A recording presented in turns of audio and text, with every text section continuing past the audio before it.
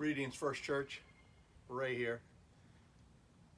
I'm sitting outside in my front yard, and I was thinking about all the time and effort and money that I've invested in my yard. Black mulch, more expensive than regular mulch. I've tried to aerate and seed every fall. I've tried to fertilize. I've tried to grow my grass. It takes a lot of effort,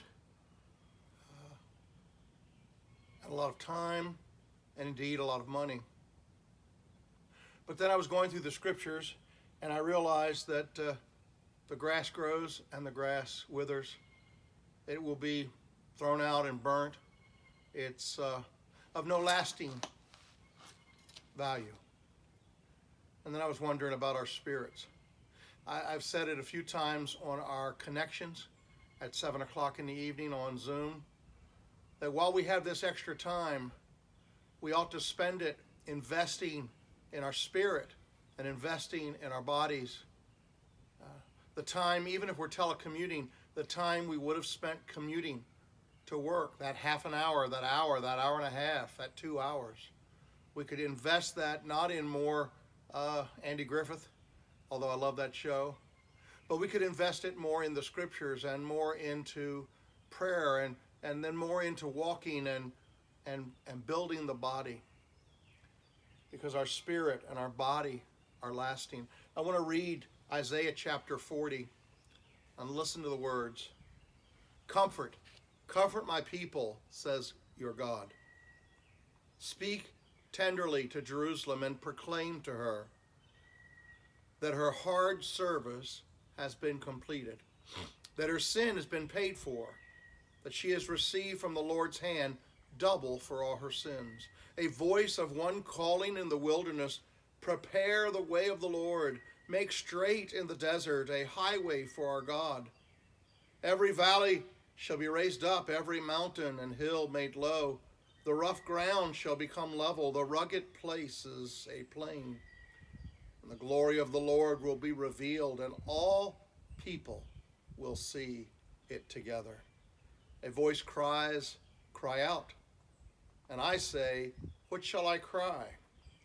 All people are like grass, and all their faithfulness is like the flowers of the field. The grass withers and the flowers fall, but the breath of the Lord blows on them. Surely the people are grass. The grass withers and the flowers fall, but the word of our God endures forever. You who bring good news to Zion, go up on a high mountain. You who bring good news to Jerusalem, lift up your voice and shout. Lift it up. Do not be afraid, says the towns of Judah. Say to the towns of Judah, here is your God. See, the sovereign Lord comes with power, and he rules with a mighty arm. See, his reward is with him, and his recompense accompanies him. He tends his flocks like a shepherd.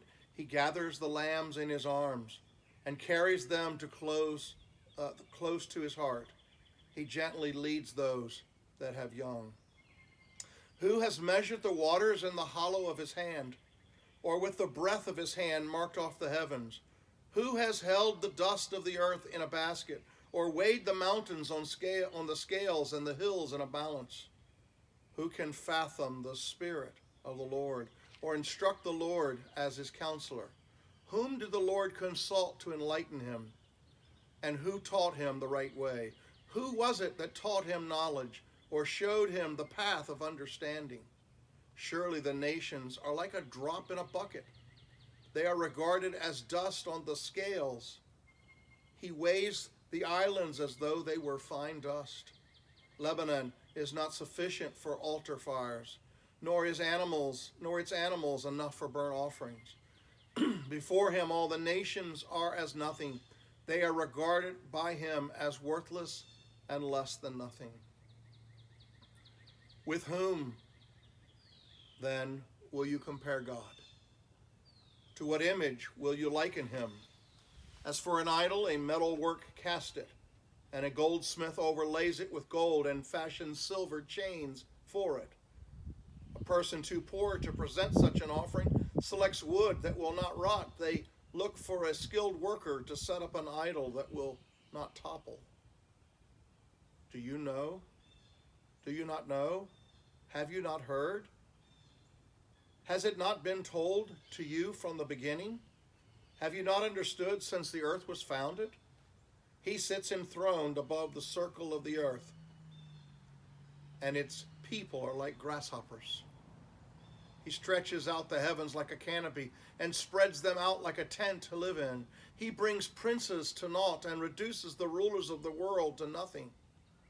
No sooner are they planted, no sooner are they sown, no sooner do they take root in the ground than he blows on them and they wither, and a whirlwind sweeps them away like chaff. To whom will you compare me? Or who is my equal, says the Holy One. Lift up your eyes and look to the heavens, who created all these things. He who brings out the starry host one by one and calls forth each of them by name. Because of his great power and mighty strength, not one of them is missing. Why do you complain, Jacob?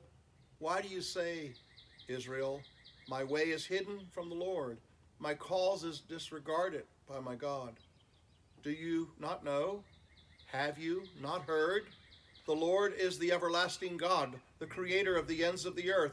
He will not grow tired or weary, and his understanding no one can fathom. He gives strength to the weary and increases the power of the weak. Even youths grow tired and weary, and young men stumble and fall. But those whose hope in the Lord will renew their strength. They will soar with wings like eagles. They will run and not grow weary, and they will walk and not be faint. What a word for us today.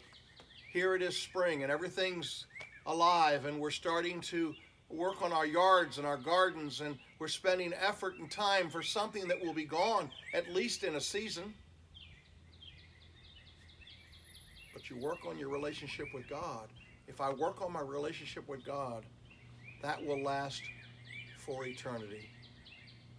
Something to think about today as we go on our way. God bless you, First Church, and we love you.